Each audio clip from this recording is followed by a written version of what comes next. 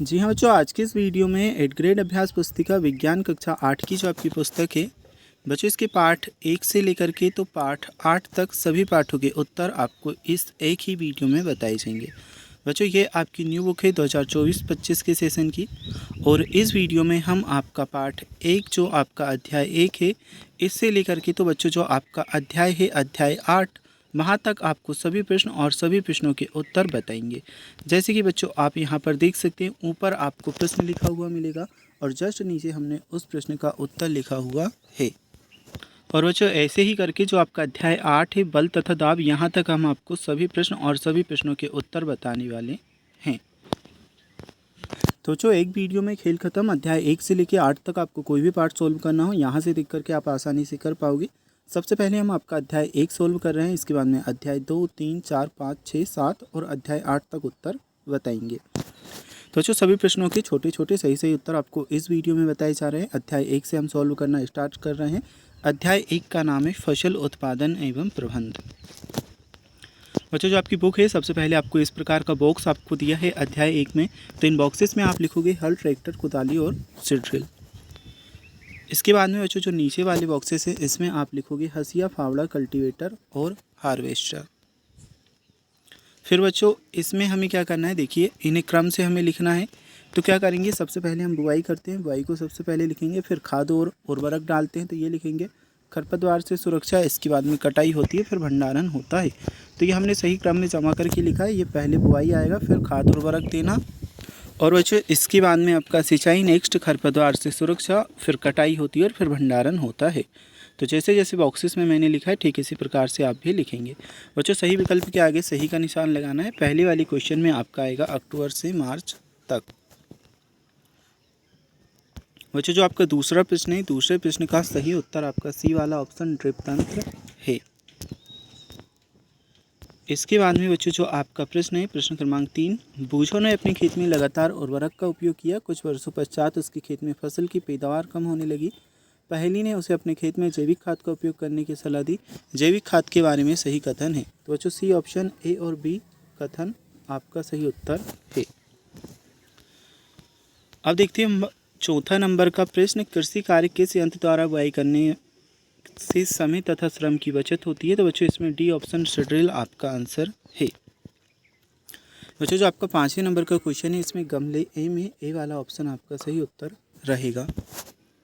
चलिए इसके बाद में हम देखते हैं आपके रिक्त स्थान। तो बच्चों रिक्त स्थान के लिए पहले से हमें कुछ शब्द दिए हैं, इन्हीं शब्दों की मदद से हमें रिक्त स्थान कंप्लीट करने हैं। तो बच्चों सबसे पहले में आएगा छिड़काव तंत्र, दूसरे में हम लिखेंगे मछली, और बच्चों तीसरे नंबर के प्रश्न में आपका उत्तर आएगा हुमस। चौथे रिक्त स्थान में बच्चों आपका खरपतवार नाशी, और घरों में अनाज की भंडारण में का उपयोग किया जाता है। तो नीम की सूखी पत्तियों का उपयोग किया जाता है। बच्चों इसके जस्ट बाद में हमें अति लघुत्तरी टाइप के प्रश्न दिए हैं, इन प्रश्नों को समझते हैं। भारत देश में फसलों की कटाई के समय कुछ विशेष पर्व मनाए जाते, कोई 2 पर्वों के नाम लिखिए। तो फसलों की कटाई के समय कुछ विशेष पर्व मनाए जाते जो निम्न है, पोंगल, बैसाखी, होली, दिवाली और बिहू आदि। बच्चों इसके बाद में निम्नलिखित फसलों में से रबी तथा खरीफ की फसलों को छांटिए। तो देखिए रबी की फसल है चना, टमाटर, खरीफ की फसल है धान, मक्का, सोयाबीन और मूंगफली। बच्चों अगर अभी तक आपने वीडियो को लाइक नहीं किया तो कर लीजिएगा, चैनल को सब्सक्राइब भी आपको कर लेना है। 5वें नंबर का प्रश्न देखते हैं, बाजरे की फसल के लिए गर्म एवं आर्द्र मौसम की आवश्यकता होती है। यह किस प्रकार की फसल है व इसके उगाने के लिए उपयुक्त महीने कौन से हो सकते हैं। तो बच्चों जो आपका आंसर है इसमें आप ये कर लोगे, बाजरा खरीफ प्रकार की फसल है, इसको उगाने के लिए उपयुक्त महीने मई जून हो सकते हैं।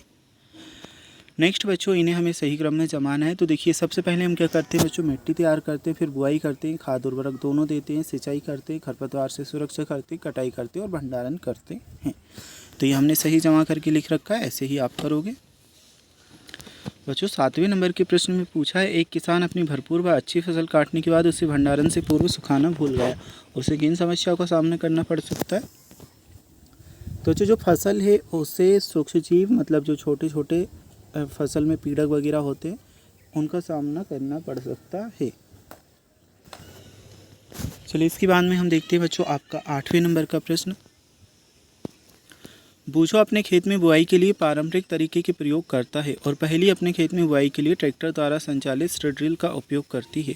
बताइए बुआई के लिए कौन सा तरीका उत्तम है और क्यों। तो जो उत्तर में हम करेंगे, खेत में बुआई के लिए ट्रैक्टर द्वारा संचालित स्ट्रिड्रिल का तरीका उत्तम है, क्योंकि इसके द्वारा बीजों में समान दूरी एवं गहराई बनी रहती है। इससे बीजों को पक्षियों द्वारा खाए जाने से रोका जा सकता है। बच्चों यहाँ पर 19वां प्रश्न आ जाता है, चित्रों को पहचानिए। ठीक है, तो सबसे पहले हम लिख देंगे यहाँ पे मोट, यहाँ रहे छिड़काव तंत्र और ड्रिप तंत्र। अब लिखेंगे बच्चों, इसमें ड्रिप तंत्र का चित्र जल की कमी वाले क्षेत्रों के लिए वरदान है, क्योंकि इस विधि से जल बूंद बूंद करके सीधे पौधों की जड़ों में गिरता है।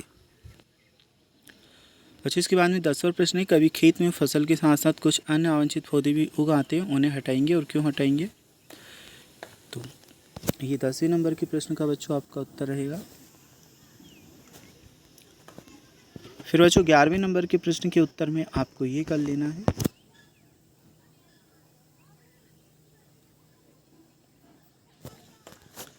बच्चों 11वें नंबर के प्रश्न के बाद में हम देखते हैं आपका प्रश्न क्रमांक 12। आपको खेती के लिए एक सूखा भूखंड दिया गया है, बीजों को बोने से पूर्व आप क्या क्या तैयारियां करेंगे। तो उत्तर में हम लिखेंगे, बीजों को बोने से पूर्व हम सबसे पहले मिट्टी को पलटना तथा उसे पोला करेंगे, क्योंकि इसे उलटने पलटने से पोला करने से पोषक पदार्थ ऊपर आ जाते हैं और इन पौधे पोषक पदार्थों का उपयोग कर सकते हैं। अतः मिट्टी को उलटना पलटना एवं पोला करना फसल उगाने के लिए अत्यंत महत्वपूर्ण है। अब जो अगले क्वेश्चन आपको दिए हैं, ये कुछ इस प्रकार से हमसे प्रश्न पूछे गए हैं। 13वां नंबर का आपका प्रश्न है, उपरोक्त बातचीत के आधार पर प्रश्न के उत्तर देने हैं। तो पहले में तो बच्चों लिखोगे, उर्वरक में नाइट्रोजन, फास्फोरस, पोटेशियम तत्व प्रचुरता में पाए जाते हैं। मिट्टी को हुमस कौन प्रदान करता है। तो मिट्टी को हुमस सूक्ष्मजीव प्रदान करते हैं। और जैविक खाद के लाभ बताने हैं, तो उत्तर में बच्चों ये लिखोगे।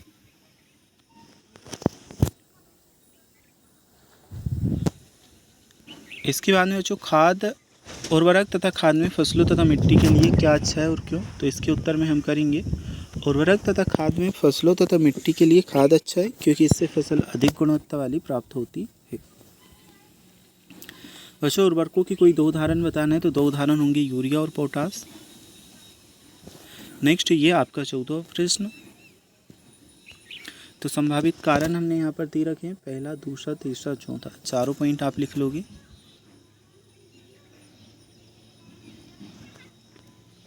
बच्चों कमेंट कर बताइएगा और कौन से चैप्टर के सॉल्यूशन आपको चाहिए। इस वीडियो में 1 से लेकर पार्ट 8 तक आपको उत्तर बताए जा रहे हैं। तो 15वें नंबर के प्रश्न का उत्तर बच्चों आपका ये है। 16वें नंबर के प्रश्न में, यदि आप उसकी जगह होते तो अपेक्षित परिणाम के लिए क्या प्रयास करते। तो ये आपका उत्तर रहेगा। अब बच्चों प्रोजेक्ट नंबर 1 भी इसमें दिया है, तो इसे भी हम सॉल्व कर लेते हैं। तो देखिए समय हमें बताना है होने वाला परिवर्तन, ये बच्चों हमने लिख रखा है, यहाँ से आप भी कर लेंगे।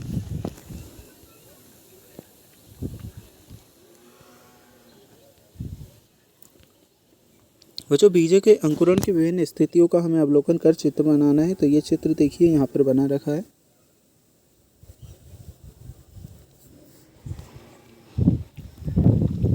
बच्चों प्रोजेक्ट नंबर 2 दिया है, इसे देख लीजिए। ठीक है, तो टोटल 5 क्वेश्चन दिए हैं, पाँचों के उत्तर आप यहाँ से देख सकते हैं।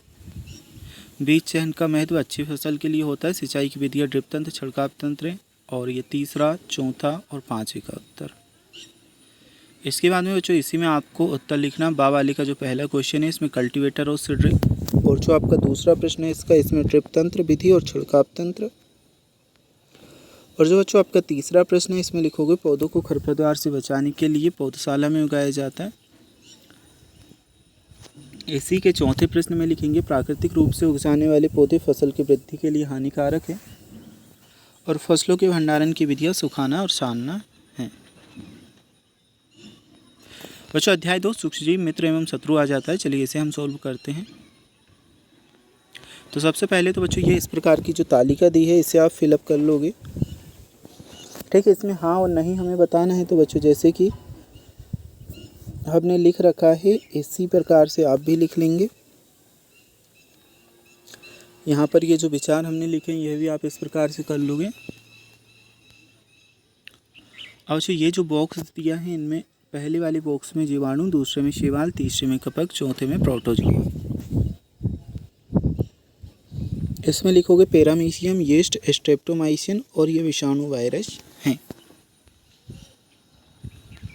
और जो सही विकल्प आ जाते हैं, पहले नंबर का जो क्वेश्चन है इसमें आपका बी वाला ऑप्शन सूक्ष्म जीवों में चलन सही उत्तर है।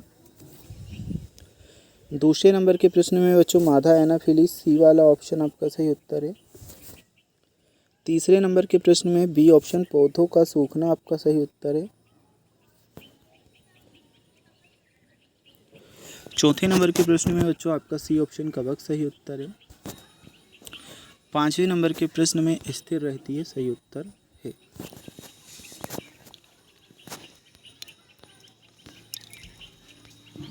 बच्चों जो रिक्त स्थान दिए हैं, पहले रिक्त स्थान में पाश्चुरीकृत, इसमें प्रतिजैविक, तीसरे में किण्वन, चौथे में मादा एडिस, पांचवें में आपका आएगा संचरणीय रोग। बच्चों ये आपके तीसरे नंबर के प्रश्न का उत्तर रहेगा।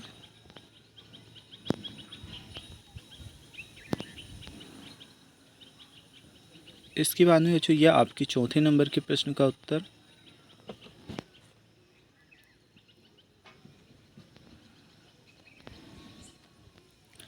बच्चों नेक्स्ट है हमारा पांचवा क्वेश्चन, निम्नलिखित रोगों में से जीवाणु तथा विषाणु द्वारा होने वाले रोगों को छांटना है। तो देखिए जीवाणु के द्वारा ये रोग होते हैं हैजा टाइफाइड क्षय रोग, विषाणु द्वारा हेपेटाइटिस, पोलियो और खसरा होता है। अच्छा जो आपका छठा नंबर का क्वेश्चन है, चित्र में दिए गए सूक्ष्मजीव का नाम अमीबा है, इतना आप लिखोगे।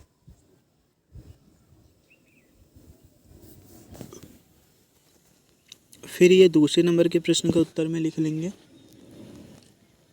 ये बच्चों तीसरे नंबर के प्रश्न का। और अब इसके बाद में छठा क्वेश्चन हम सॉल्व कर रहे थे। छठे में हमें 3 प्रश्न दिए थे, अब सातवां प्रश्न आ जाता है, तो सातवें प्रश्न का उत्तर ये रहेगा।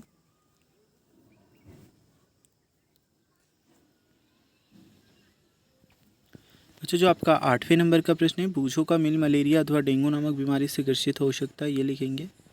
आठवें में जो दूसरा प्रश्न दिया इसमें लिखेंगे उसके बीमार होने का मुख्य कारण मादा एनाफिलीज एवं मादा एडिस मच्छर हो सकता है। तीसरे में लिखेंगे इस बीमारी से बचने के लिए मच्छरदानी का प्रयोग, मच्छर भगाने वाले रसायन का प्रयोग, मच्छर के प्रजनन रोकने के लिए जल का किसी भी स्थान पर एकल ना होने देना। बच्चों ये रहेगा आपके 10वें नंबर के प्रश्न का उत्तर।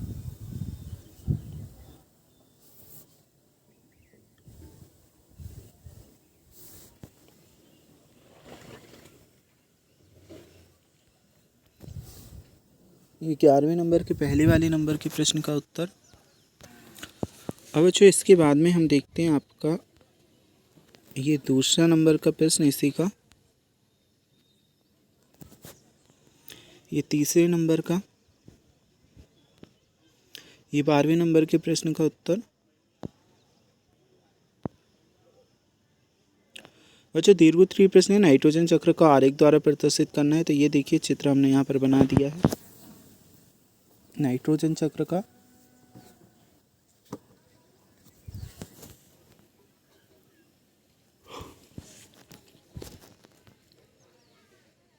बच्चों मनुष्य एवं सूक्ष्मजीवों द्वारा होने वाले सामान्य रोग, उनके रोगजनक, सूक्ष्मजीव तथा रोग से बचाव के उपाय बताना है। तो बच्चों देखिए हमने यहाँ पर लिख दिया, आपकी बुक में जितनी जगह हो उतना आप लिख लीजिएगा, कम जगह हो तो कम भी लिख सकते हैं, इस प्रकार से थोड़ा सा तालिका बना करके, ठीक है। ये उत्तर हमने यहाँ पर बता दिया है। बच्चों आप सिर्फ इतना लिख लीजिएगा, अगर आपकी बुक में कम जगह है तो इतना ऊपर का, और अगर ज़्यादा जगह है तो फिर नीचे का भी लिख सकते हैं, ठीक है। 14 नंबर के प्रश्न के बाद में बच्चों 15 प्रश्न है, सूक्ष्मजीव हमारे लिए अभिशाप होते हुए भी वरदान है, इस कथन को स्पष्ट कीजिए। तो ये उत्तर रहेगा। और बच्चों वीडियो को लाइक कर चैनल को सब्सक्राइब ज़रूर से कर लीजिएगा। चलिए प्रोजेक्ट नंबर 1 हम देख लेते हैं। तो पहले नंबर का प्रश्न आप उत्तर देख सकते हैं प्रोजेक्ट का। दूसरे नंबर के प्रश्न का उत्तर भी आप देख सकते हो। यह आपके तीसरे नंबर के प्रश्न का उत्तर रहेगा। इसके बाद में ये तीसरे का, फिर ये आपका डायरेक्ट यहाँ पर चौथा प्रश्न है बच्चों, और ये है आपका पांचवा प्रश्न। इसके बाद में प्रोजेक्ट नंबर 2 बच्चों, यहाँ पर मैंने एक अलग से तालिका बना दी है जिससे आपको अच्छे से समझ में आ जाए। आपकी जो बुक में तालिका दी है उसमें आपको ये भर लेना है, ठीक है। आपको भोज्य पदार्थ के पैकेट का नाम बताना था, पैकेट समाप्ति दिनांक, भोज्य पदार्थ में उपयोगी संगठकों के नाम, ये सभी। और इधर तेल, आटा, मैगी, चिप्स, दाल के लिए हमने सभी चीज़ें बताई हैं। अब जो इसी में हमसे प्रश्न पूछे गए हैं नीचे, और तो बा वाले पहले नंबर के प्रश्न का उत्तर लिखा है, इसी में दूसरे का भी लिखा है,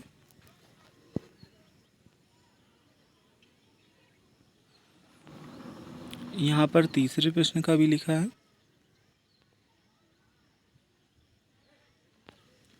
बच्चों यहाँ से अध्याय 3 कोयला और पेट्रोलियम को हम सॉल्व करते हैं।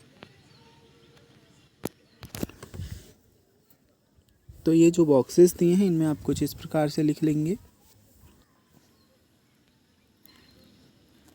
इसके बाद में बच्चों जो नीचे वाला बॉक्स दिया है इसमें कुछ इस प्रकार से लिख लीजिएगा। देखिए ईंधन का नाम भी लिखा है हमने, और कहाँ कहाँ उपयोग होता है वह भी बताया है। चलिए इसके बाद में देखते हैं सही विकल्प। तो बच्चों पहले नंबर के में तो बी ऑप्शन पेट्रोलियम आपका उत्तर है। अब जो दूसरे नंबर का है इसमें हमारा सी ऑप्शन कोलतार मिट्टी का तेल उत्तर है।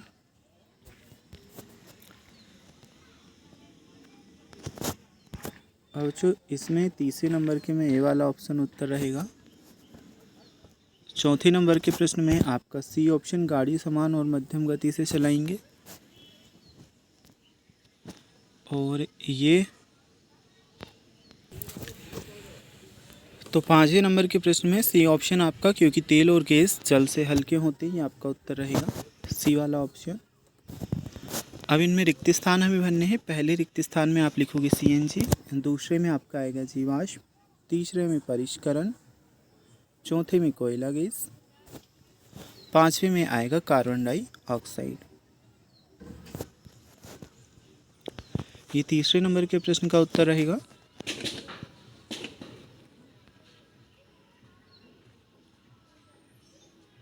इसके बाद में ये चौथे नंबर के प्रश्न का उत्तर।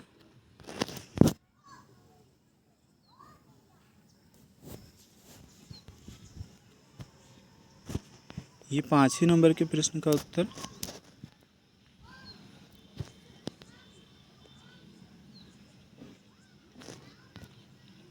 ये छठे नंबर के प्रश्न का उत्तर है।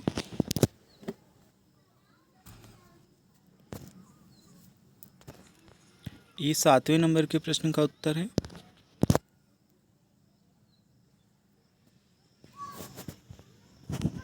ये आठवें नंबर के प्रश्न का उत्तर है।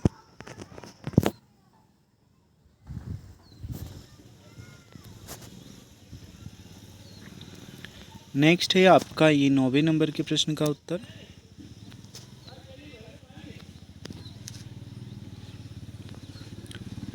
इसके बाद में यहाँ पर पेट्रोलियम के विभिन्न संगठकों के नाम और उनके उपयोग को सूचीबद्ध करना है। तो देखिए एलपीजी का उपयोग क्या होता है वे दिखाया गया है, ठीक है। पेट्रोल का क्या क्या उपयोग होता है वे लिखा है, केरोसिन का क्या क्या उपयोग होता है, और डीजल का उपयोग। यह है 11वें नंबर का प्रश्न, जीवाश्म ईंधन की उपलब्धता लंबे समय तक किस प्रकार रख सकते हैं। तो उत्तर आपका यहाँ से यहाँ तक रहेगा।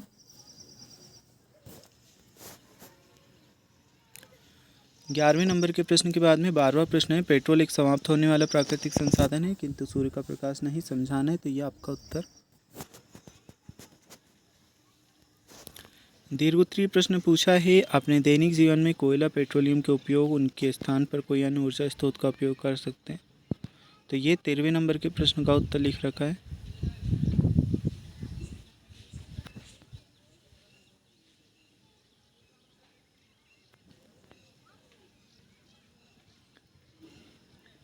चौदहवें नंबर का प्रश्न देखते हैं, मान लीजिए कुछ वर्षों के बाद में पृथ्वी जीवाश्म ईंधन से पूरी तरह समाप्त हो जाए तो उनकी प्रतिपूर्ति के लिए आप क्या क्या प्रयास करेंगे।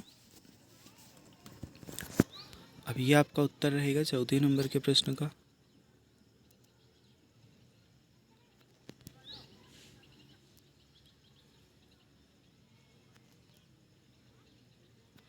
15वें नंबर का प्रश्न है, पेट्रोलियम का निर्माण किस प्रकार होता है, लिखिए।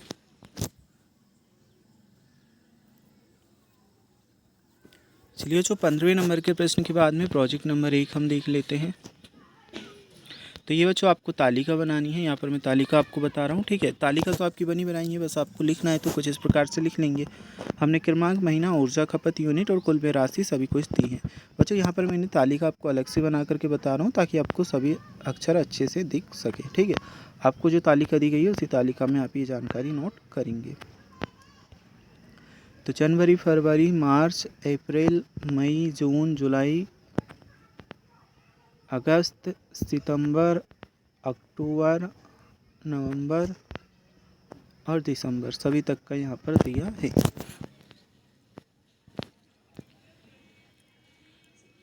अच्छा, ये इसी में जो प्रश्न पूछे गए हैं इन प्रश्नों के उत्तर भी आप लिखते चलिएगा। पहले नंबर का दूसरे नंबर में आएगा, जून और दिसंबर में बिजली का व्यय अधिक हुआ। तीसरे नंबर में, क्योंकि इन माह में गर्मी के कारण कूलर पंखों का उपयोग अधिक होता है। चौथे नंबर के प्रश्न में लिखोगे, बिजली से चलने वाले उपकरणों का सीमित उपयोग करेंगे। पाँचवें में लिखोगे, सौर ऊर्जा, पवन ऊर्जा, नाभिकीय ऊर्जा ऊर्जा के वैकल्पिक स्रोत हैं। बच्चों, प्रोजेक्ट नंबर 2 पूछा गया है, साइकिल चलाओ ईंधन बचाओ और पोस्टर बना दीजिएगा। पवन ऊर्जा बचाओ ईंधन को बचाओ, पवन ऊर्जा का चित्र बना दीजिएगा। सौर ऊर्जा का करो उपयोग, ईंधन का ना करो दुरुपयोग, इसमें सूर्य का चित्र हम बना देंगे। बच्चों, यहाँ से आपका अध्याय 4 दहन एवं ज्वाला आ जाता है। तो चलिए बच्चों, इस लेक्चर को हम सॉल्व कर लेते हैं। सबसे पहले जो आपको बॉक्स दिया है इनमें जल्दी जल्दी देर से लिख लेना है, जैसे मैंने लिखा है।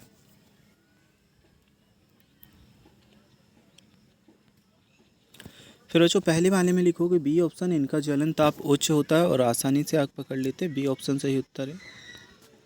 दूसरे नंबर के प्रश्न में भी बी ऑप्शन, आग पर नियंत्रण सही उत्तर है। तीसरे नंबर के प्रश्न में बच्चों आपका सी ऑप्शन, कथन आ तथा वा दोनों सत्य, तो सी ऑप्शन सही उत्तर है। चौथे नंबर के प्रश्न में बच्चों आपका बी ऑप्शन, कोयले और डीजल जलने से, बी ऑप्शन सही उत्तर है। पाँचवें नंबर के प्रश्न में डी ऑप्शन, कार्बन मोनोऑक्साइड सही उत्तर है। अब जो रिक्त स्थान दिए हैं, पहले रिक्त स्थान में किलो जूल प्रति किलोग्राम लिखोगे। दूसरे में बाह्य ताप, तीसरे में कार्बन डाइऑक्साइड, चौथे में कम, पाँचवें में ऊपरी। बच्चों, कुछ इस प्रकार से ये चित्र हमें दिए गए हैं। इनके नीचे लघुत्तरी टाइप के प्रश्न पूछे गए हैं, तो ये आप उत्तर लिख लोगे तीसरे नंबर के प्रश्न में। और बच्चों, इसके बाद में आपको जो प्रश्न दिया है चौथे नंबर का प्रश्न, चौथे नंबर के प्रश्न में आपका ये उत्तर रहेगा।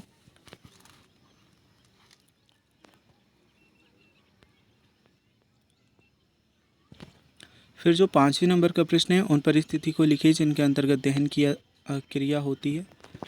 तो ये हमने लिख रखा है।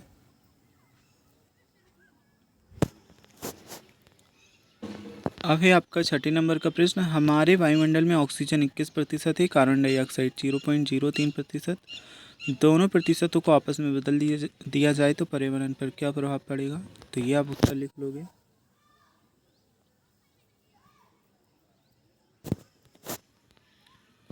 नेक्स्ट आपका सातवां क्वेश्चन, तो सातवें नंबर के प्रश्न में आप ये उत्तर लिख लेंगे।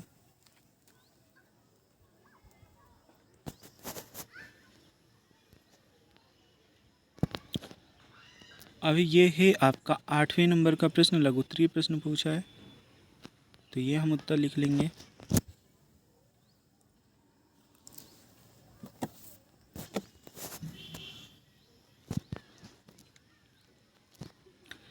ये हमारा 9वें नंबर का प्रश्न, तो 9वें नंबर के प्रश्न का उत्तर आप यहाँ से लिखोगे।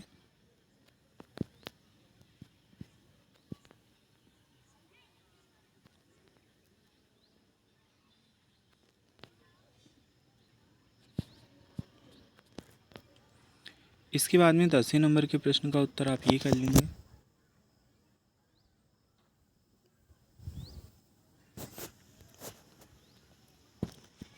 फिर आपके 11वें नंबर का प्रश्न, 11वें नंबर के प्रश्न के उत्तर में आप ये लिखोगे।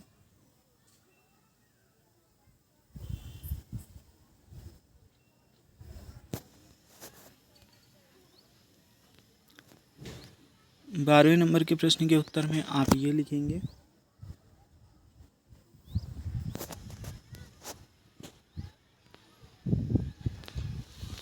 अब है आपके दीर्घोत्तरी टाइप के प्रश्न, कारण स्पष्ट करना है, तो 13वें नंबर के प्रश्न का उत्तर आपका ये होगा।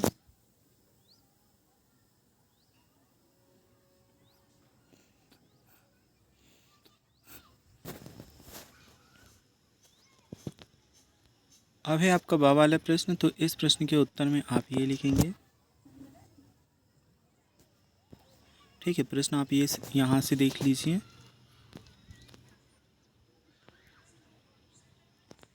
बच्चों इसके बाद में 14वां प्रश्न है। 14वें नंबर के प्रश्न के उत्तर में आप ये लिख लेंगे।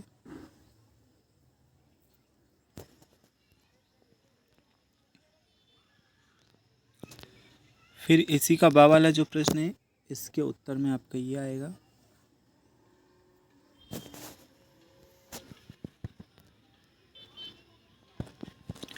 बच्चों अभी आपका 15वां प्रश्न है, तो 15वें नंबर की आ वाला जो प्रश्न है, इसका उत्तर ये है।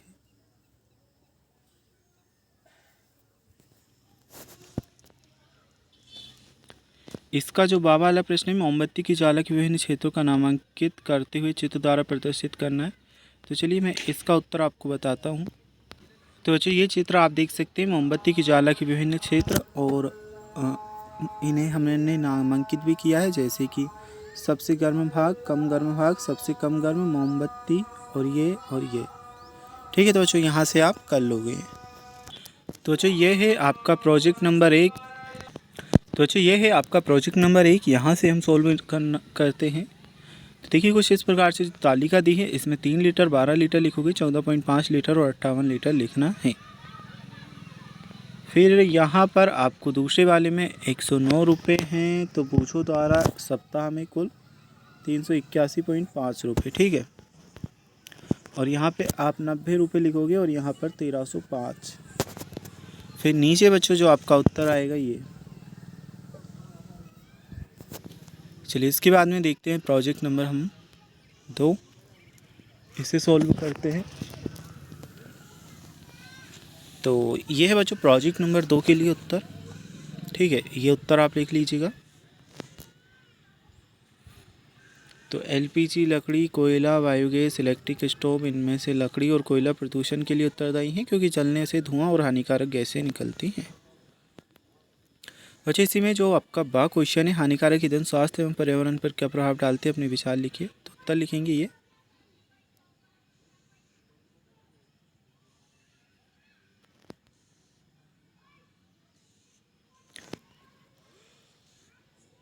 बच्चों अध्याय 4 तक आपका कंप्लीट हुआ। यहाँ से अध्याय 5 पौधे एवं जंतुओं का संरक्षण हम सॉल्व करते हैं।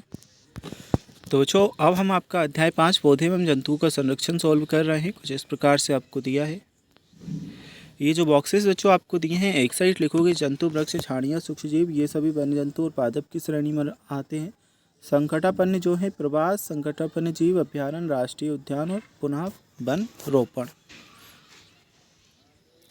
इसके बाद में सही के आगे सही का निशान लगाना है। तो पहले वाला जो आपका है, इसमें सी ऑप्शन, वायु में CO2 की मात्रा बढ़ जाएगी, ये आपका उत्तर रहेगा। फिर जो आपका दूसरा प्रश्न है, इसमें हमारा डी ऑप्शन, संकटापन्न स्पीसीज उत्तर है। तीसरे नंबर के में हमारा ए और बी दोनों उत्तर है, डी ऑप्शन।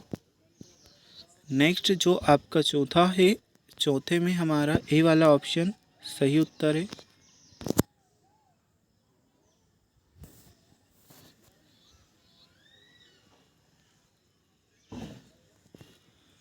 पांचवें में डी ऑप्शन, यहाँ जानवरों को पकड़ना और उनका शिकार करना सख्त प्रतिबंधित है, ये सही उत्तर है। इसके बाद दिए गए शब्दों की सहायता से रिक्त स्थानों की पूर्ति करनी है। तो पहले में तो आपका आ जाएगा जयमंडल आरक्षित क्षेत्र, दूसरे में आ जाएगा वनोन्मूलन, तीसरे में रेड डाटा पुस्तक, चौथे में वनस्पति जात और पांचवें में पेड़ों। चलिए बच्चों इसके बाद में लघुत्तरीय प्रश्न देखते हैं। वन्य जीव अभ्यारण्य तथा राष्ट्रीय उद्यान क्यों बनाए जाते हैं? उत्तर है वन्य जीव अभ्यारण्य और राष्ट्रीय उद्यान वन्य जीवों और उनके आवासों की रक्षा के लिए बनाए जाते हैं। ये संरक्षित क्षेत्र वन्य जीवों को मानव गतिविधियों से बचाते हैं, जैव विविधता को बनाए रखते हैं। अब बच्चों वन्य प्राणियों को संरक्षण हेतु वन्यजीव अभ्यारण्य, राष्ट्रीय उद्यान एवं जैव मंडल आरक्षित बनाए जाते तो पारिस्थितिकी तंत्र पर क्या प्रभाव पड़ेगा। तो जो उत्तर तो जस्ट नीचे आप देख सकते हो चौथे नंबर के प्रश्न का। चलिए इसके बाद देखते हैं 5वें नंबर के प्रश्न का उत्तर। बड़ी जंतुओं की अपेक्षा छोटे प्राणियों के विलुप्त होने की संभावना कहीं अधिक क्यों है। तो ये है प्रश्न बच्चों, इसका उत्तर मैं आपको बताता हूँ। तो ये है बच्चों आपके उस प्रश्न का उत्तर। ठीक है, यहाँ से तो यहाँ तक आप नोट कर लेंगे।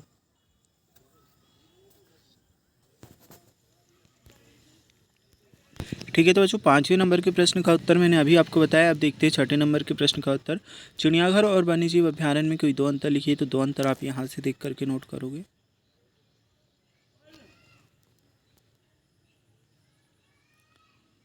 चलिए बच्चों इसके बाद में देखते हैं हम आपका 17वां प्रश्न। आप अपने क्षेत्र में हरियाली बनाए रखने के लिए किस प्रकार योगदान दे सकते हैं। आपके द्वारा किए जाने वाले कार्यों की सूचियाँ बनाइए। तो ये उत्तर लिखोगे।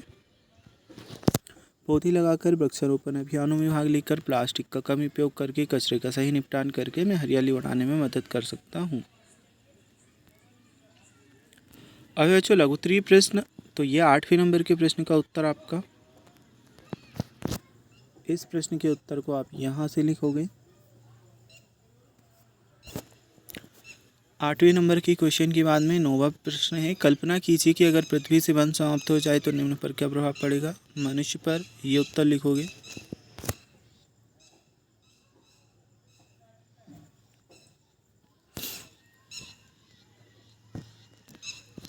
पर्यावरण पर। तो ये उत्तर लिखोगे।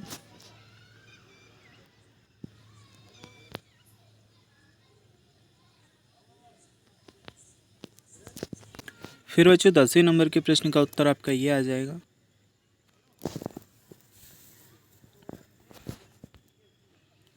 नेक्स्ट 11वें नंबर के प्रश्न का उत्तर ये है। इसमें 11वें नंबर में आपको ए वाला प्रश्न दिया है तो ये पक्षी प्रवासी पक्षी कहलाते। उत्तर लिखोगे। बा वाला जो प्रश्न दिया है इसमें लिखोगे वे भोजन, मौसम और प्रजनन के लिए अनुकूल परिस्थितियों की तलाश से यात्रा करते हैं। सी वाला जो दिया है इनमें लिखोगे उदाहरण के लिए साइबेरियन केन और फ्लेमिंग प्रवासी पक्षी हैं। प्रश्न पूछा है बाघ उन स्पीसीज में से है जो धीरे धीरे हमारे वनों से समाप्त हो रहा है, लेकिन वन्य जीवों के लिए आरक्षित क्षेत्रों में बाघों की संख्या में वृद्धि हो रही है। इसका कारण ये कारण है। उत्तर आप यहाँ से लिखोगे।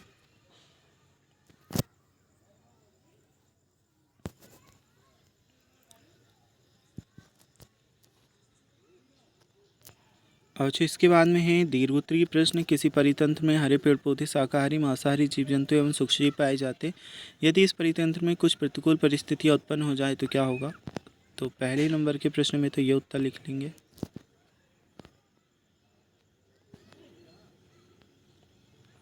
जो आपको दूसरा दिया है इसमें ये लिखोगे।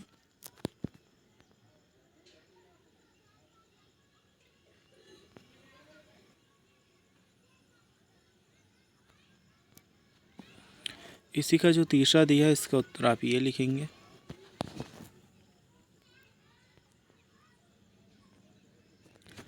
अच्छा जो चौथा प्रश्न दिया है इसी में इसका उत्तर आप ये लिखोगे।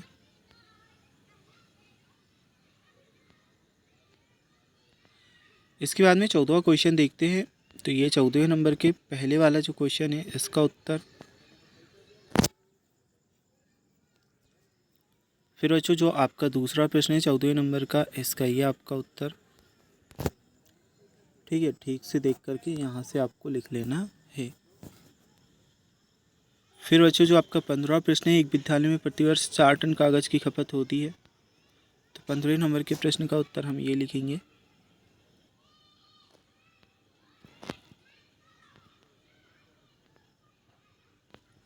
इसी में जो दूसरा प्रश्न दिया गया है इसका उत्तर आप यहाँ से करोगे।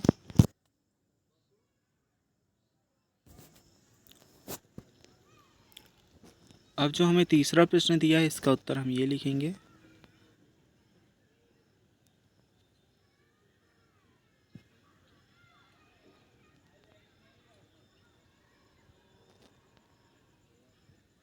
चलिए प्रोजेक्ट नंबर 1 हम देखते हैं। अपने क्षेत्र के विशेष क्षेत्रीय स्पीसीज पौधे एवं जंतुओं की सूची बनाइए। तो ये हैं पीपल, नीम, बबूल और जंतु हैं भारतीय मोर, नीलगाय, तेंदुआ। इसमें हमें तालिका कंप्लीट करनी है। तो ये तालिका इस प्रकार से आप कंप्लीट करोगे। इधर बच्चों आपको फ़ोटो पेपर की कटिंग लगानी है राष्ट्रीय उद्यानों की, ठीक है।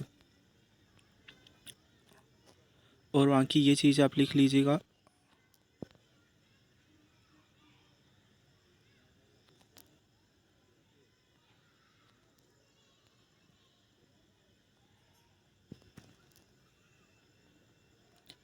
और जो प्रोजेक्ट नंबर 2 है, वनों की अत्यधिक कटाई के लिए कौन कौन से कारक उत्तरदायी हैं, सूची बनाई है, तो ये लिखोगे।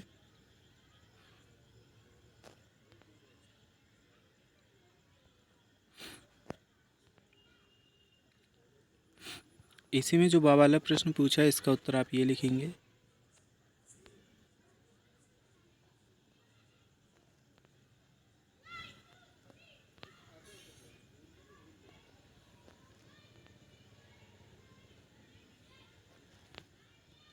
तो जो ये चैप्टर तो आपका कंप्लीट हुआ। यहाँ से हम आपका अध्याय 6 जंतुओं में जनन को सॉल्व करते हैं। सबसे पहले बच्चों सजीव निर्जीव के 2 कॉलम दिए हैं। सजीव वाली वस्तुएं हमने यहाँ पे लिख दी है, निर्जीव वाली इधर लिख दी है। बच्चों देखिए यहाँ पर थोड़ा सा लिखने में मिस्टेक हुई है। हुआ क्या है कि जो निर्जीव चीज़ें थी हमने बच्चों इधर लिख दी हैं और जो सजीव चीज़ें थी बच्चों हमने इधर लिख दी है। तो आपको करना क्या है कि बच्चों ये जो चारों चीज़ें हैं आपको इस कॉलम में यहाँ पे लिख लेना है और ये जो चीज़ें हैं इसे इस कॉलम में लिख लेना है। मतलब अल्टी पल्टी करके आपको लिख लेना है, ठीक है। क्योंकि बच्चों जो पेड़, कोयल, मनुष्य, मुर्गी है ये तो कैसी है, सजीव चीज़ें हैं। और लकड़ी, कुर्सी, टेबल, पेन, खिड़की है ये क्या है, ये निर्जीव चीज़ है। चलिए अब हम देखते हैं बच्चों, इस पर आपको टिक कर लेना है। ये यहाँ यहाँ यहाँ यहाँ और यहाँ, ठीक है। और ये देखिए बच्चों, इसमें आप लिखोगे मनुष्य शिशु, बिल्ली के बच्चे शिशु बच्चे, कुत्ता शिशु बच्चे, तितली के अंडे होते हैं, मुर्गी के अंडे होते हैं, गाय के शिशु और बच्चे होते हैं, मेंढक के अंडे होते हैं। बच्चों इसके बाद में सही विकल्प हमें दिए गए हैं। तो पहले नंबर के सही विकल्प में आपका सी ऑप्शन सही उत्तर है। दूसरे नंबर के सही विकल्प में बच्चों आपका ए वाला ऑप्शन सही उत्तर है। तीसरे नंबर के सही विकल्प में बच्चों आपका सी ऑप्शन सही उत्तर है। चौथे नंबर के सही विकल्प में आपका बी ऑप्शन मेंढक सही उत्तर है। पाँचवें नंबर के सही विकल्प में आपका सी ऑप्शन मादा के शरीर में सही उत्तर है। बच्चों रिक्त स्थान देखते हैं। पहले नंबर के रिक्त स्थान में आएगा लैंगिक, दूसरे में आपका आएगा अमीबा, तीसरे में आपका आएगा जरायुज, चौथे में आप लिखोगे निषेचन और पांचवें में लिखोगे मेंढक। अब जो तीसरा प्रश्न, इसका उत्तर आप ये लिखेंगे।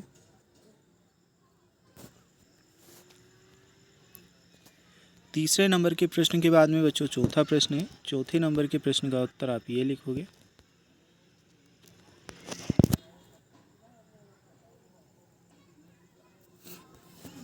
बच्चों पांचवा प्रश्न पूछा है, मेंढक के अंडों के ऊपर सुरक्षा के लिए कवच नहीं होते फिर भी वे अपने पानी के भीतर सुरक्षित बने रहते हैं, ऐसा किस प्रकार होता है। तो पाँचवें नंबर के प्रश्न का उत्तर मैं आपको बताता हूँ। तो बच्चों ये आपका उत्तर रहेगा। देखिए यहाँ से तो यहाँ तक।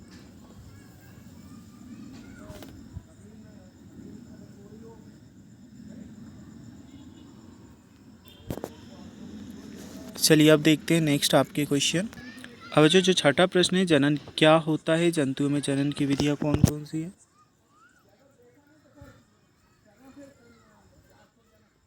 तो ये उत्तर आप लिखेंगे। बच्चों इसके बाद में है आपका सातवां प्रश्न, अमीबा में द्विखंडन विधि द्वारा जनन होता है, यह विधि लैंगिक जनन या अलैंगिक जनन स्पष्ट कीजिए। तो ये उत्तर लिखोगे। चलिए सातवें नंबर के प्रश्न के बाद में हम लघुत्तरीय प्रश्न देखते हैं। मछली तथा मेंढक एक साथ सैकड़ों अंडे देते हैं जबकि मुर्गी एक समय में एक ही अंडा देती है, क्यों। तो ये हम उत्तर लिखेंगे।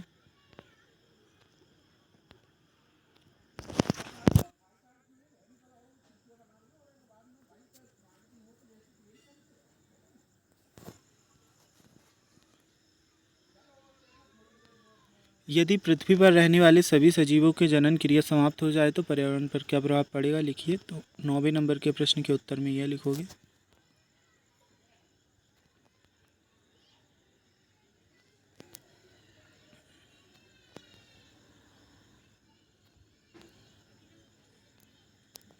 अभी बच्चों 10वें नंबर का प्रश्न, लैंगिक जनन अलैंगिक जनन में क्या अंतर है, उदाहरण दीजिए। तो ये उत्तर लिखेंगे यहाँ से तो यहाँ तक। चलिए इसके बाद में देखते हैं 11वां प्रश्न, मुर्गी और मेंढक दोनों ही अंडे देते हैं लेकिन दोनों में ही निषेचन की क्रिया अलग अलग प्रकार से होती है, क्यों, समझाइए। तो ये उत्तर आप लिखोगे।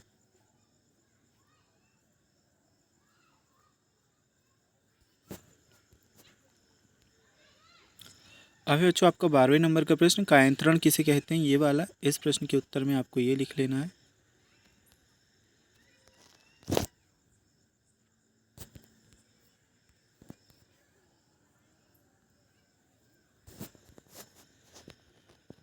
बच्चों नेक्स्ट है, हमें निम्नांकित का नामांकित चित्र बनाना है। तो हाइड्रा में मुकुलन का चित्र आप ये देख सकते हो। ठीक है, इस प्रकार का चित्र आपको बनाना है और ये आपको लिख लेना है। फिर बच्चों अमीबा में द्विखंडन का, तो ये चित्र हमने बना रखा है।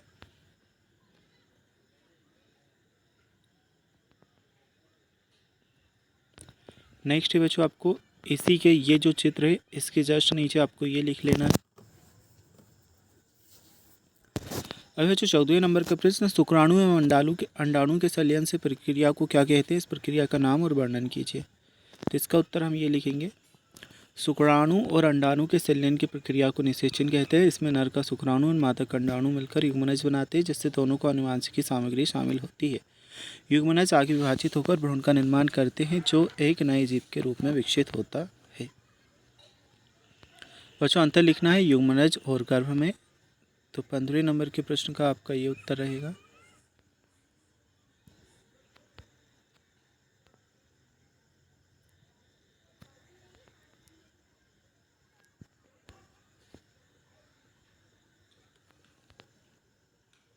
चलिए बच्चों बा वाला क्वेश्चन जो है जरायु जंतु और अंडप्रजक जंतु, तो बा वाले नंबर के प्रश्न के उत्तर में ये लिखेंगे।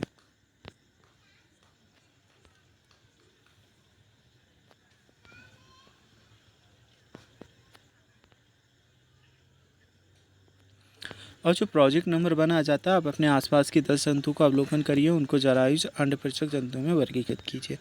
तो जो ये तालिका मैंने अलग से बना दी जिससे आपको अच्छे से समझ आ जाए, आपको जो तालिका दी है उसी में लिख लेना है। ठीक है, तो जरायु जंतुओं अंडपरीक्षक जंतु क्या हैं उन पर हमने टिक भी किया है, सभी के नाम भी बताए हैं।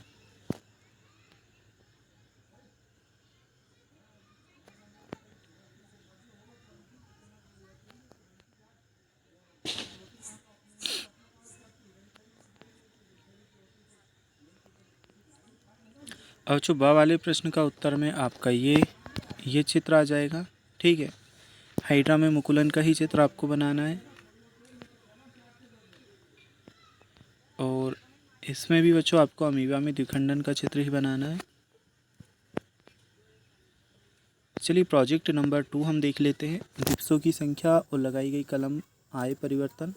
तो ये लिखा है क्या क्या परिवर्तन आए हैं वह आप लिख लोगे। और जो अध्याय 7 किशोरावस्था की ओर आपका आ जाता है, चलिए इसे हम सॉल्व कर लेते हैं। अध्याय 6 हमने कंप्लीट कर लिया है। तो जो आपको इनके नीचे जो तालिका दी है इसमें लिखोगे ये।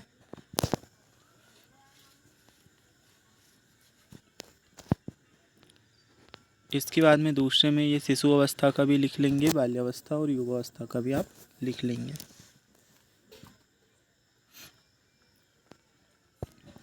सही विकल्प के आगे सही का निशान हमें लगाना है।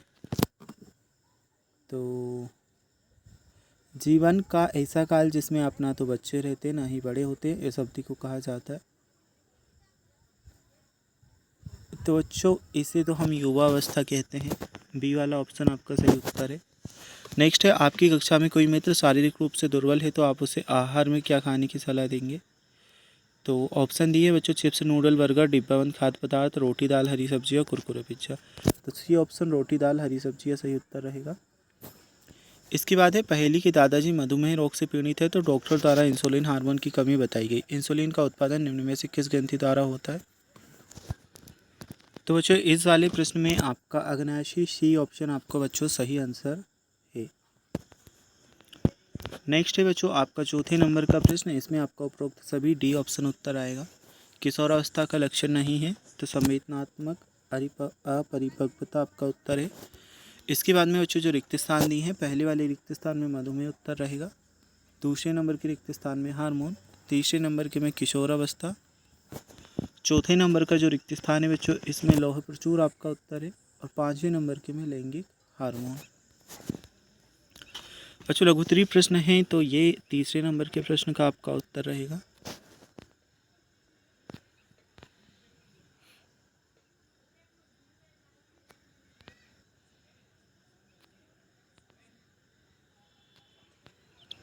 अब बच्चों जो चौथा प्रश्न है इसका उत्तर आपका ये है,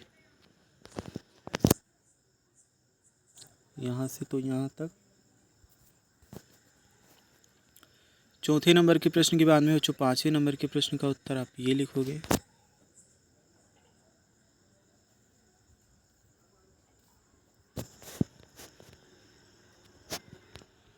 पाँचवें नंबर के प्रश्न के बाद में बच्चों छठे नंबर के प्रश्न का उत्तर ये रहेगा।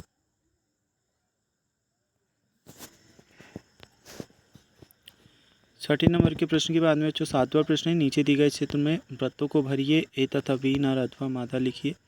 तो बच्चों इसमें तो आप x लिख लोगे, ठीक है। इसमें y और फिर नीचे x मिलकर लड़का बनेगा, xy मिलकर के लड़की बनेगी।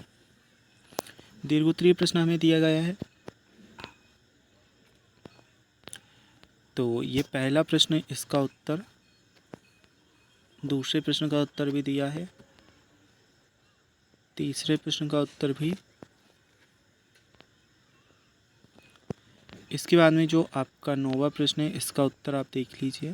प्रश्न आपने देखा, उत्तर ये रहेगा।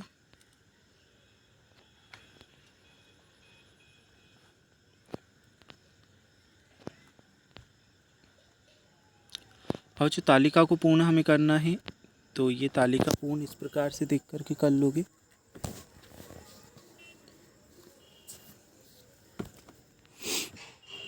और जो 11वें नंबर के प्रश्न का उत्तर आप यहाँ से कर लेंगे।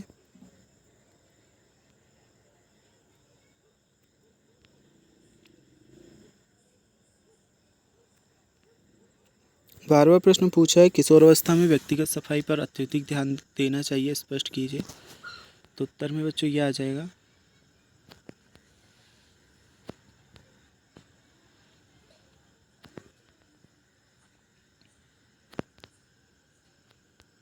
अभी बच्चों दीर्घोत्तरीय प्रश्न, हमारे देश में विवाह की विधि संगत कानूनी न्यूनतम आयु निर्धारित की गई है। अगर ये विवाहित आयु निर्धारित नहीं होती तो क्या होता बताइए। पहले प्रश्न का उत्तर बच्चों आप ये लिख लोगे इसमें।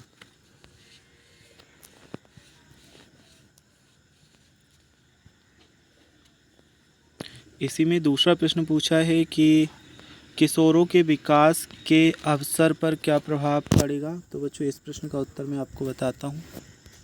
तो ये देखिए, ये है आपके इस वाले प्रश्न का उत्तर जो अभी हमने क्वेश्चन देखा इसका। तो बच्चों यहाँ से आप नोट कर लेंगे।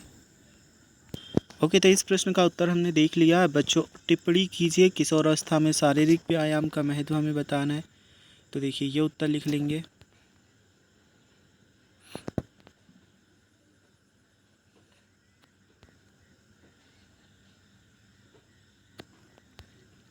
अब बच्चों किशोरावस्था में नशीली दवाओं के सेवन से स्वास्थ्य पर क्या प्रभाव होगा।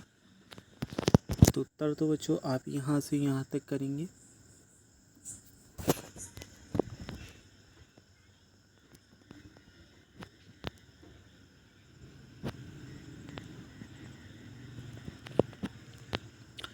अब बच्चों ये है 15वें नंबर का प्रश्न।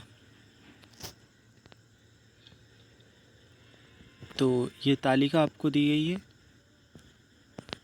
ये ग्राफ आपको तैयार करना है बच्चों। ग्राफ के लिए आपको जगह भी दी है, इस प्रकार से ग्राफ बना लोगे।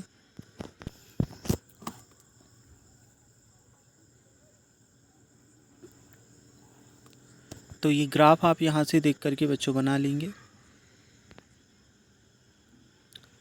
इसके बाद में ये प्रश्न आपसे पूछे गए हैं, ये देखिए ये उत्तर लिख लोगे।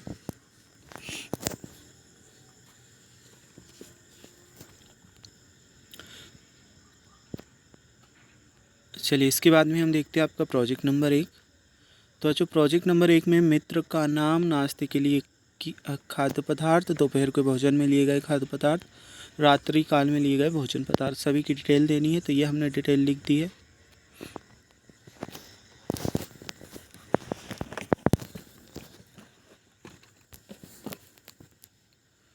बच्चों इसके बाद में है आपका इसी में आ वाला क्वेश्चन। तो इस प्रश्न का उत्तर आप देख लीजिए।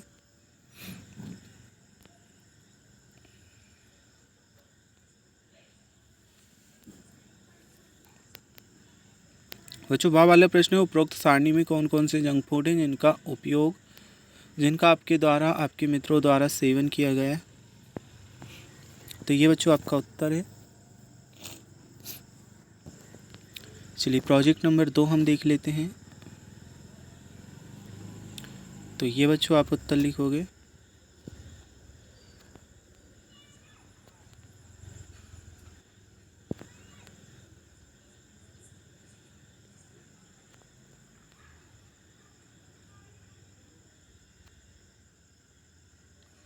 ठीक है, तो बच्चों यहाँ से आप इस क्वेश्चन को कर लोगे।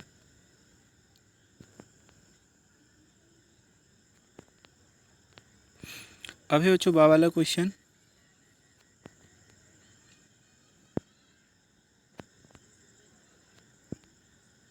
तो ये बा वाले प्रश्न का उत्तर है बच्चों।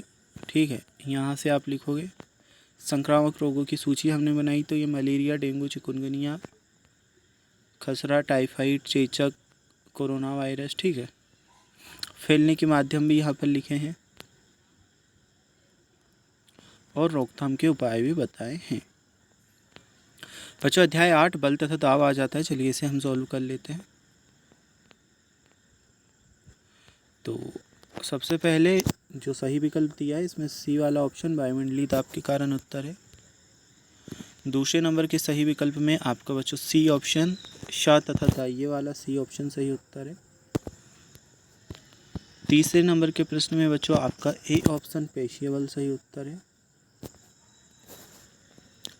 चौथे नंबर के प्रश्न में बच्चों आपका बी ऑप्शन छात्र बी की ओर, ये सही उत्तर है।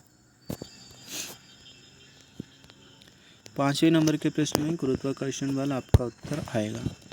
फिर बच्चों नीचे दी गए शब्दों का चयन रिक्त स्थान की पूर्ति कीजिए। तो इसमें परिमाण आएगा, इसमें वायुमंडलीय, तीसरे में असंपर्क, चौथे में पेशीय बल, पांचवें में प्रतिकर्षित।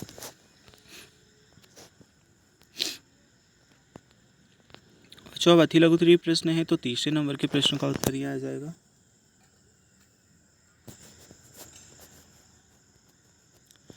चौथे नंबर के प्रश्न का उत्तर आप ये लिखोगे।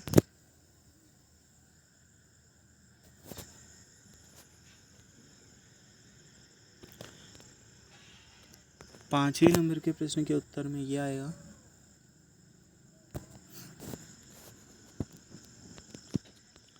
छठे नंबर के प्रश्न के उत्तर में आप ये लिखोगे। सातवें नंबर के प्रश्न के उत्तर में ये। सातवें का ही जो आपका एक और प्रश्न है इसमें ये उत्तर आ जाएगा।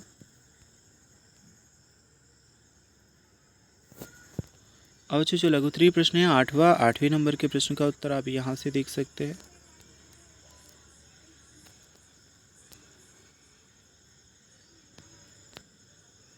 फिर बच्चों ये नौवें प्रश्न का उत्तर आप यहाँ से देख लीजिए, ये उत्तर में लिखोगे।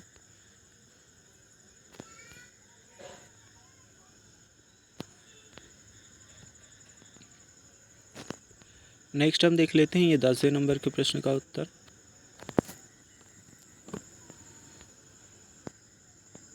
ये बच्चों आपकी 11वें नंबर के प्रश्न का उत्तर रहेगा।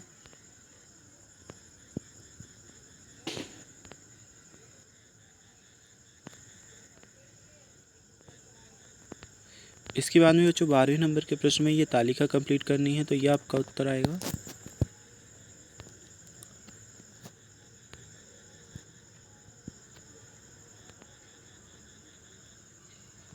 फिर बच्चों 13वें नंबर का प्रश्न दीर्घोत्तरीय है। कारण बताना है, कंधे पर लटकाने वाले थैलों में चौड़ी पट्टी क्यों लगाई जाती है, तो ये उत्तर लिखेंगे।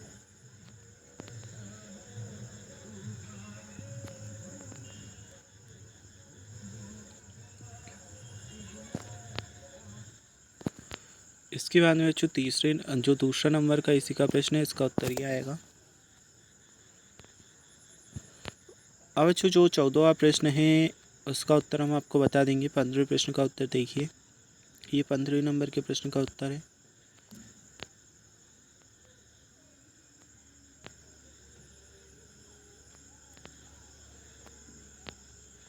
तो बच्चों जो आपके प्रोजेक्ट है और प्रश्न क्रमांक 14 है ये अभी बच चुका है। बाकी आपको सभी टोटल जो पार्ट है इनके उत्तर हमने बता दिए हैं। अब बच्चों बहुत ही जल्द आपको इसके बाद वाले पाठों के उत्तर भी हम बता देंगे। अगर आपको इसी तरह की और भी वीडियोस देखनी है तो चैनल पर जाकर के देख सकते हो। अदर सब्जेक्ट के फुल सॉल्यूशन के लिए हमने वीडियोस अपलोड कर रखी है, उन्हें भी आप चैनल पर जाकर के देख सकते हैं।